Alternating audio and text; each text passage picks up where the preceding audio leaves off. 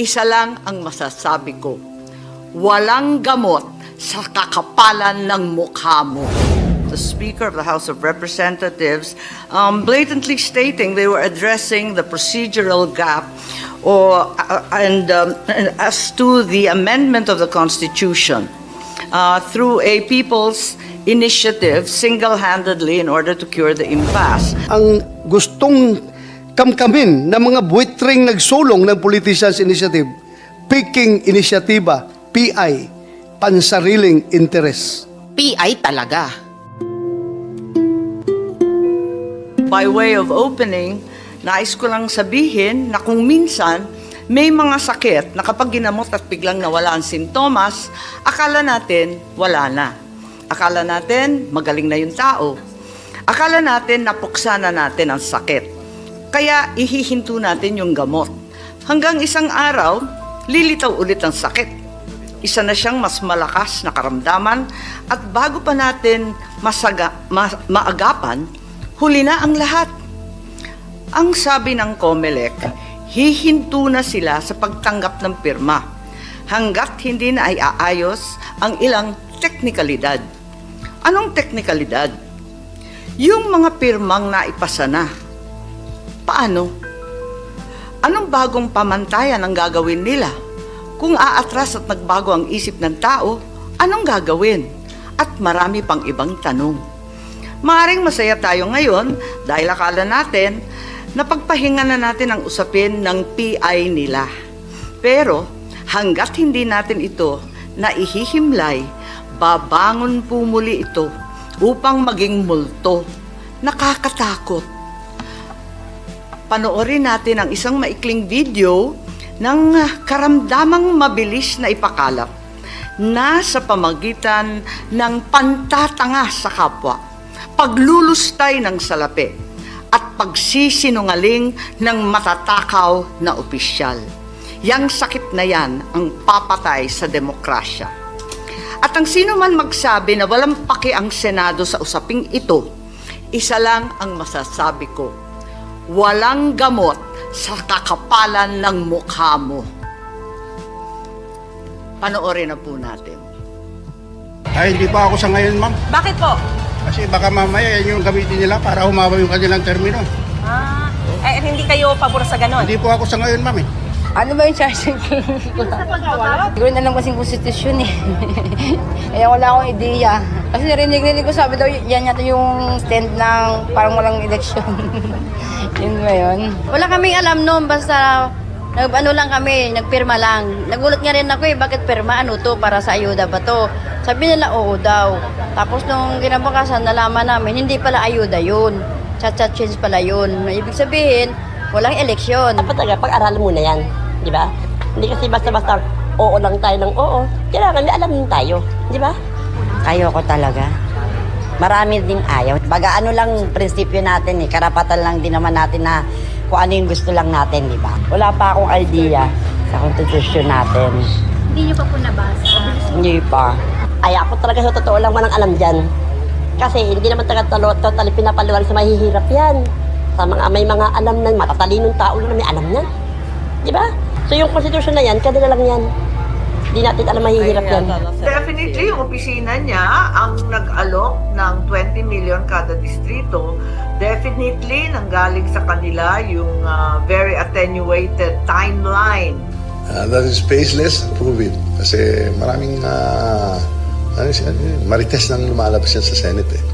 A lot of speculation. Ayuda kapalit ng pirma. Pumirma ang ilang residente sa Quezon City sa inakala nilang ayuda ng lokal na pamahalaan. Ang nag-utos si House Speaker Martin Romualdez. Umiikot ngayon sa ilang barangay ang form na ito na lumilikom ng pirma sa mga botante kapalit ng 100 piso. O yung form na ito, para ito sa kinakalap ng ating mahal na congressman na signature campaign. May pangako, bibigyan sila ng ayuda kapalit ng kanilang pirma. May na-monitor din ganitong gawain sa iba pang barangay sa Quezon City. Kasama sa mga pumunta ang 57 anyos na itago natin sa pangalang Ana. Pinapirma sila sa isang papel. Tinanong ko kung ano yun. Ano daw, ayuda daw. Pagkakaalam ko, 3,000 eh. Hindi na raw ipinaliwanag pa ang tungkol sa nakasulat doon. Kahit pa tinawag na mismo ng Pangulo na mapanghati ang pangangalap ng pirma para sa Chacha, tuloy pa rin ang pagkalat ng petisyon sa ilang lugar sa probinsya. Sa Angono, Rizal, ipinakita sa akin ng isang barangay captain ang natanggap niyang kopya ng petisyon na galing daw sa lokal na pamahalaan. Kalakip nito ang dokumentong nagpapaliwanag sa hinihinging amendment. Naobserbahan ang pangangalap ng pirma sa mga residente mula sa Barangay Piniahan sa District 4 ng Quezon City. That's what I'm saying. I offered the word July. I did not refer to somebody's documents. But why do I have to confirm something that I already know? Ang nag-utos si House Speaker Martin Romualdez. Sana, yung mga kaibigan natin sa Senado, imbis na kung anong pinag-uusapan, keso PI, keso RBs, tapusin na lang yung trabaho nila. Tutukin na lang yung trabaho nila. Parating tayo porque tapos na yung trabaho natin eh.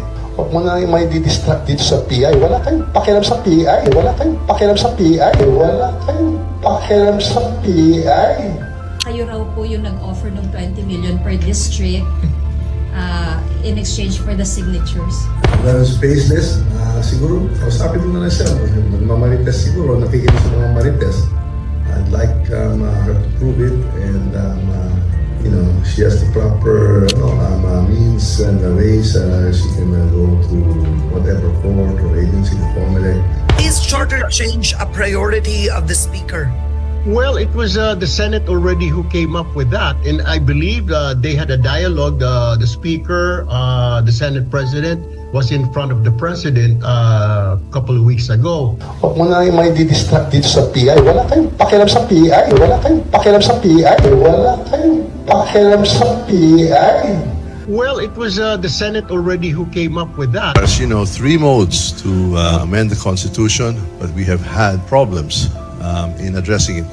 We are thinking right now of addressing the procedural gap or question as to how we amend the Constitution. And that's either we vote jointly or separately. We'd like to have that resolved by and through a people's initiative. And that's either we vote jointly or separately. We'd like to have that resolved by and through a people's initiative. Nang makapanayam si Speaker Romualdez, itinanggi niyang iniutos niya ang pagsasagawa ng People's Initiative. And that's either we vote jointly or separately. We'd like to have that resolved by and through a people's initiative. And through a people's initiative. And through a people's initiative. It's Senator Bato talking. I don't know where he's talking about. He has not mentioned any congressman, so I don't respond to. So you didn't give any orders po?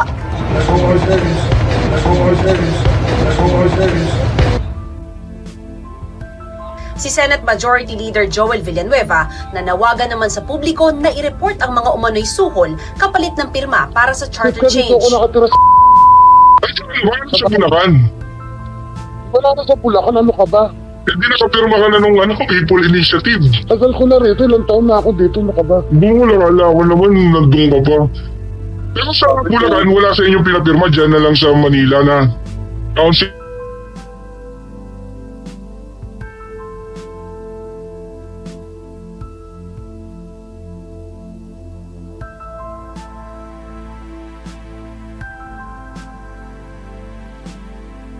Wala sa Bulacan. Wala na sa Bulacan, ano ka ba? Hindi nakapirma ka na nung People Initiative. Tagal ko na rito, ilang taon na ako dito, ano ka ba? Wala ako naman, nandun ka pa. Pero sa Bulacan, wala sa inyong pinapirma, dyan na lang sa Manila na council na nagpapirma. Council lang ang mga may pera yun, ano ka ba? 2,000 rin yun. Magano? 2,000. Oo. Pero yung 2,000 mo, palit nun, sa lahating tabang bigas, bibilin mo rin sa kanila, 950 plus mo. Matitira sa'yo 1,050. O, diba? Yan. Walang kahirap-hirap. Pero make sure lang talaga, pipirma ka dun sa gusto nila. Oo, so ganun lang. Tanginan, pwede naman nilang bigay yung 2,000 tsaka yung bigas. Pwede, alam mo naman ng gobyerno, ang mga kagaya niya, ang congressman galing yun, kay Abante. Tapos, anong? Wala namang sinabi. Basta sabi, ayun lang, mag-aantay daw. Tapos, anong kapalit meron? Ayun, sabi, ayuda. Eh, kasi nung huli, merong pabigas, may mga grocery. May cash. Wala namang nabanggit kung may mga cash na ganyan. Ang sabi lang, ayuda. Ayun, gano'n lang. Pumirma ba ako pero hindi naman nila pinawala kung ano ibig sabihin ng... Ano may pinirma? Hindi mo alam kung ano yung pinirma? Hindi ko alam talaga. Look, sa ano yun? Sa charger change. Wala. Ba't ano ba ang sabi sa'yo? Kaya sabi sa akin, pirma ka lang dito. May matatanggap ka ng ayuda na 2,000. So, pumirma ako, pumunta ako sa Kinunugrasan, may tanggap ako, kaya nga ako may pera ngayon. Okay. So, ganun ang offer nila. Ito ho yung People's Initiative form na natanggap namin upang ipapirma sa mga tao dito sa Tuguegarao City, Cagayan Valley.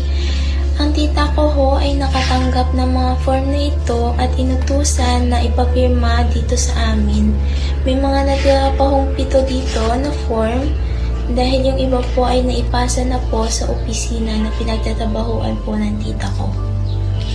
Naniniwala si Colmenares na may ilang opisyal ang nasa likod ng nasabing hakbang at iginiit na hindi ito People's Initiative, kundi panlilinlang lamang, lalo na sa mga mahihirap nating mga kababayan. Wala kayong pakialam sa PI. Okay, maraming salamat at sana naliwanagan tayo sa panlilinlang at kasinungalingan.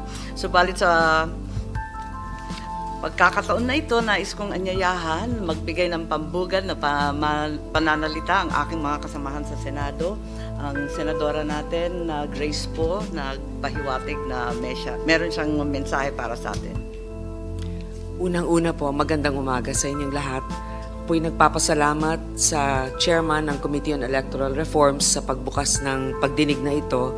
Unang-una, para maliwanagan ng ating mga kababayan ang talagang nangyayari sapagkat marami sa kanila ang naririnig lang yung mga makukulay na salita sa news, pero yung mga tunay na issue ay hindi naman talaga nasusundan. Sa ating mga kababayan, ang Senado po at mga senador ay hindi takot sa pagbabago. Ngunit pagbabago na dapat naaayon sa kabutihan ng ating mga kababayan.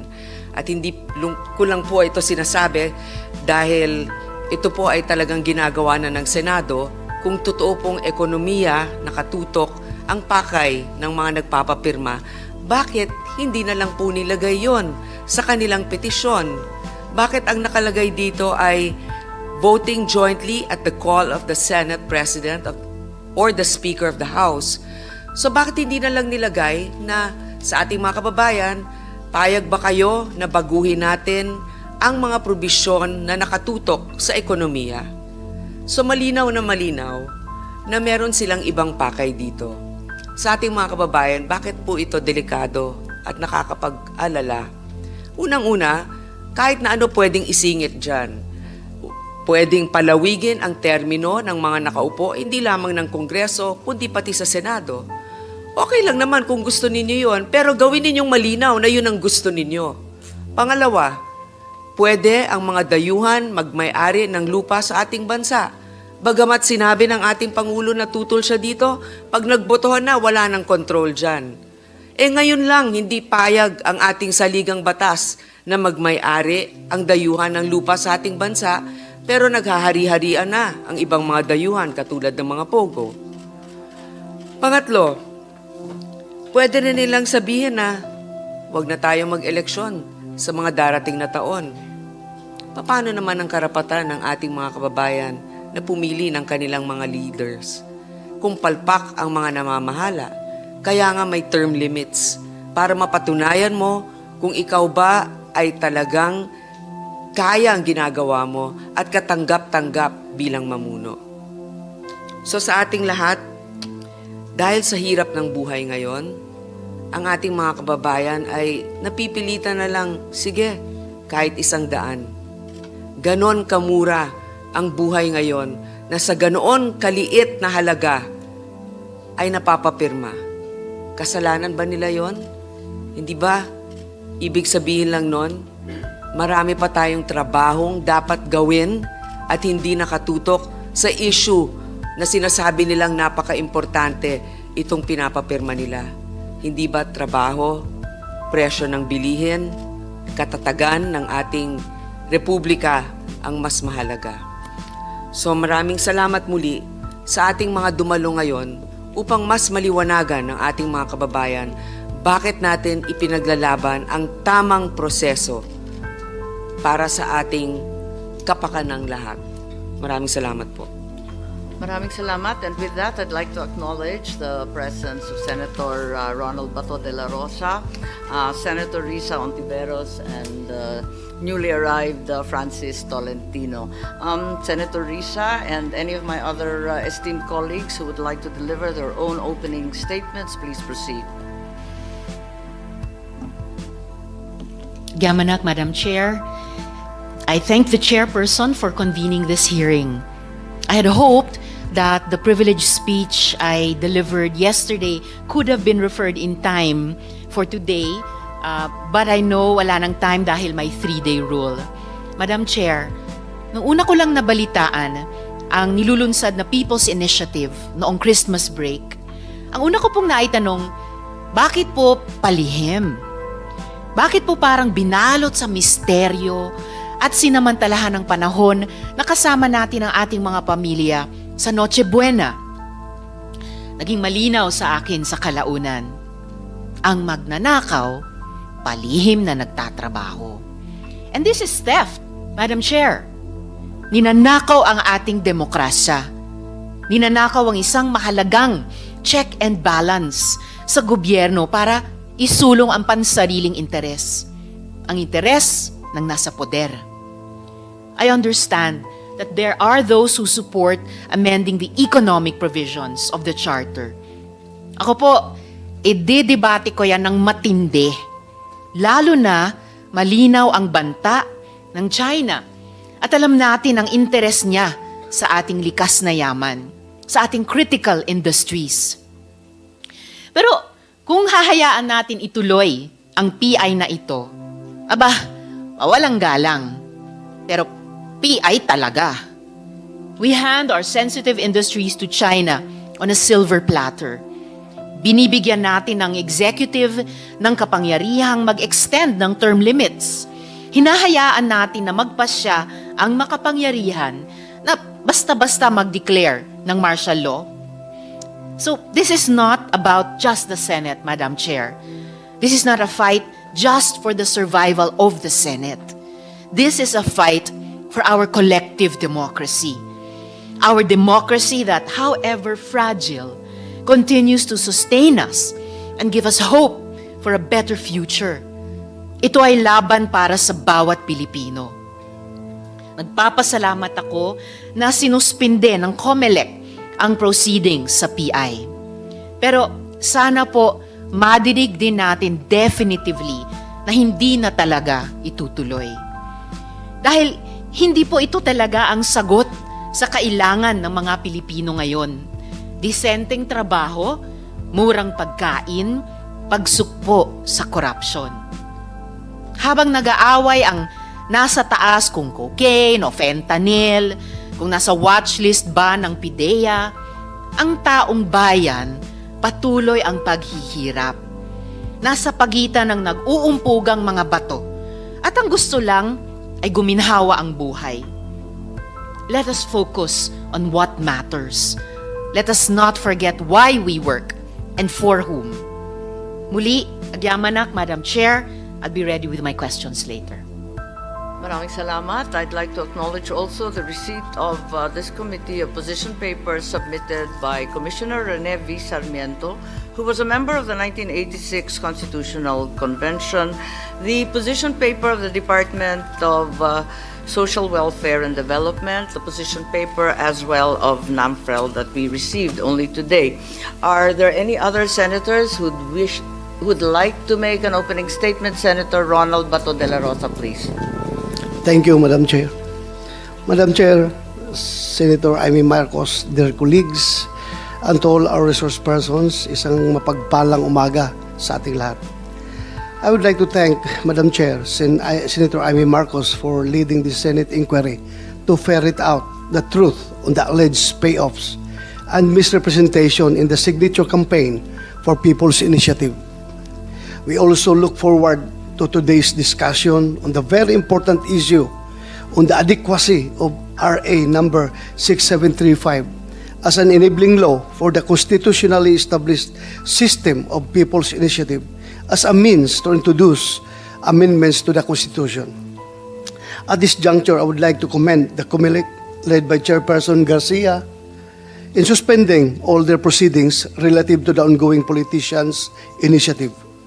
Kahit po suspendido ng COMELEC ang pagtanggap ng mga pirma, kailangan pa rin nating bigyang linaw kung paano at sino ang mga nanloko sa ating mga kababayan para makakalap ng pirma para sa politicians' initiative. Layon po natin na mabunyag at bigyan ng mukha at katauhan ang mga nagpasimuno ng panlilinlang at pagsasamantalang ito. Sa panahon na atin nang silang matukoy, siguro ay maaring isama ng kumiting ito sa pangunguna ng ating chairperson na makabuo na rekomendasyon na magsampa ng kaukulang mga kaso. Pananagutin natin ang mga mapagsamantala at manluloko. Nais po natin na hindi na maulit ang ganito mga insidente kung saan animoy itinulak sa bangin ang ating mga kababayan. Pinupwersa nila at ginigipit ang ating mga kababayan, lalo na ang mga naghihirap, na ipagbili ang kanilang mga dangal kapalit ang kakarampot na salapi.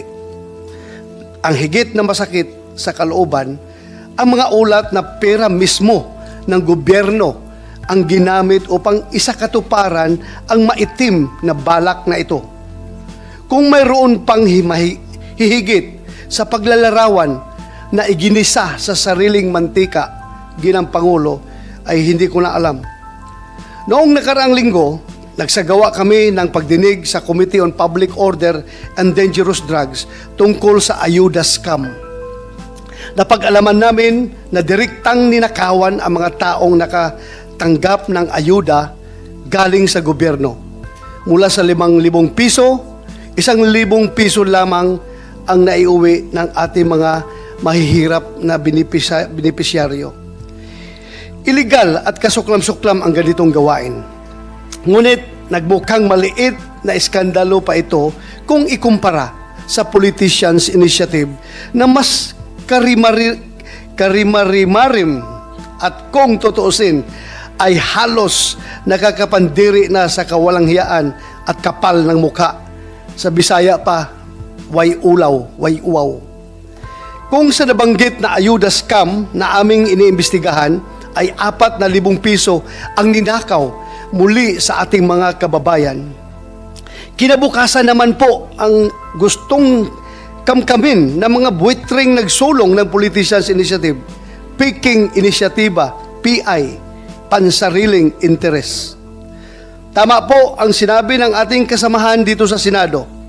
Kaluluwa ng bayan ang ninanakaw ng mga oportunistang nagkukubli sa likod ng mga pirma ng ating mga walang muwang na kababayan. Kung yung pagnanakaw po ng 4,000 pisong ayuda ay hindi natin pinalampas, ito pa kayang pandarambong sa kinabukasan ng ating bayan? Palihog lang, ayaw intaw ninyo pahimusli ang kapobrehon sa atong mga kaigsuonang Pilipino. This is the part that is most painful, most unacceptable for me. For self-seeking individuals to capitalize on poverty, using it to their advantage, advancing their ambition. We simply cannot let this slide. Tiwala po ako na sa pangunguna ng ating chairperson, Senator Amy Marcos, hindi lamang maisisiwalat ang katotohanan, mabibigyan din natin ng katarungan ang ating mga kababayan na pinagsamantalahan. Sila mga pinaglaanan ng ayuda ng ating pamahalaan, ngunit napilitang ibinta ang kanilang lagda at dignidad. Daghang salamat, Senator Amy, sa pagtindig. Sa ating mga kababayan, nanawagan po kami sa inyo, kasama ang panawagan ng ating COMELEC. Maaari niyo pong bawiin ang inyong pirma na sa pilitang kinuha sa inyo ng Politicians Initiative. Huwag po natin hayaang magtagumpay ang mga mapanlinlang at masasamang loob na gustong nakawin ang kinabukasan ng ating bayan. Maraming salamat, Madam Chairman. Maraming salamat, Senator Bato, at kinikilala rin natin ang pagdating ng ating mahal na Senador Chis Escudero. Nagpahiwatig na yata si Senator Chis at si Senator Francis Tolentino na hindi na sila magbibigay ng pambungad na pananalita, kaya kikilalanin na lamang po natin ang ating Senator J.V. Ejercito. Madam Chair. Yes, I please. won't make Senator. any introductory statement, but I'll go straight to the questions at the appropriate time. Thank you very much. Yes, we welcome that. Senator J.V., please. Thank you, Madam Chair. Sa umagang ito, nasabi na ng ating mga kasamahan, yung mga gusto rin natin malaman. Anyway, ang lagi ko pong sinasabi, ang People's Initiative or ang CHACHA is really a very divisive activity. Sa ngayon, ang dami nating problema, ang kinakaharap, ang dami nating hamon na dapat pinagtutuunan ng pansin. No? Andiyan po ang inflation, yung mataas na presyo ng bigas at bilihin, yung infrastructure natin na kinakailangan nating humabol sa ating makaratig bansa para maging kaaya-aya tayo at maging attractive, energy at iba pa. Ang nakakalungkot po ay there's a time for everything. No? And na sa nakita natin noong nakaraang araw, Madam Chair, naging all-out war na, naging hell broke loose, nagkaaway-away na, political bickering started very early. Ang ganda ho na sana ng sinimula natin. And I feel frustrated, Madam Chair, that we in the Senate we have passed the important pieces of legislation that would serve as a framework and direction on which this administration would take in the next 6 years, ay para pong nasasayang dahil po sa ganito pong activity. Gusto rin ko na, siyempre, tulad din ating mga nabanggit na ating makasamahan, gusto natin malaman yung third mode of changing or amending the Constitution, which is the People's Initiative. Kung tunay po na ito ay People's Initiative, we always regard the people's voice as sovereign above everything. Kaya lang sa mga nabasa natin, sa mga impormasyon na ating nakalap, talagang mukhang tila ito'y may bahid, may strings attached, ika nga. So yan ang gusto natin malaman sa umagang ito.